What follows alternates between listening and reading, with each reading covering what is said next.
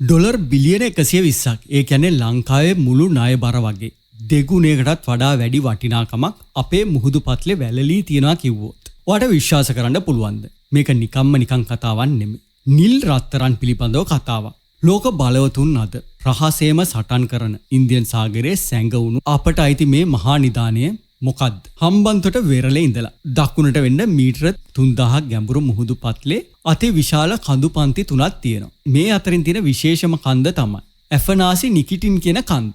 මේ කන්ද වටේටම තියෙන්නේ කෝබෝල්ට් කියන අතිශය වටිනාම ඛනිජය. ඒ කියන්නේ අද ලෝකේ ඉලෙක්ට්‍රික් වෙහිකල්, විදුලි වාහන වගේම ස්මාර්ට් ෆෝන් වල භාවිතා කරන බැටරි හදන්න මේ කෝබෝල්ට් අත්‍යවශ්‍යයි. ඒකින්ද විද්‍යාඥයන් මේක බ්ලූ ගෝල්ඩ් නිල් රත්තරන් කියලා තමයි හඳුන්වන්නේ.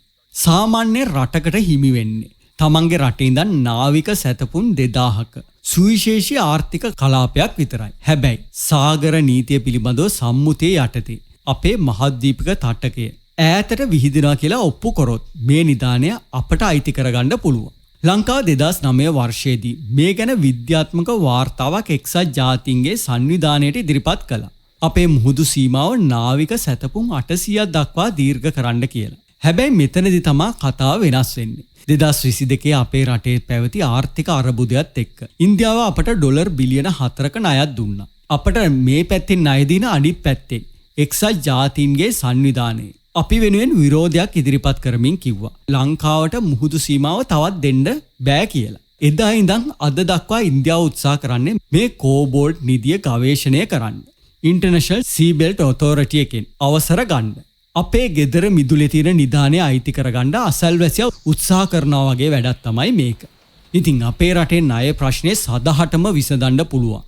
මේ ඩොලර් බිලියන 120ක නිදානය ලංකාවට රැකගන්න පුළුවන් වේද? නැත්නම් බලවතුන්ගේ දේශපාලනය හමුවේ අපට මේක අහිමි වෙයිද?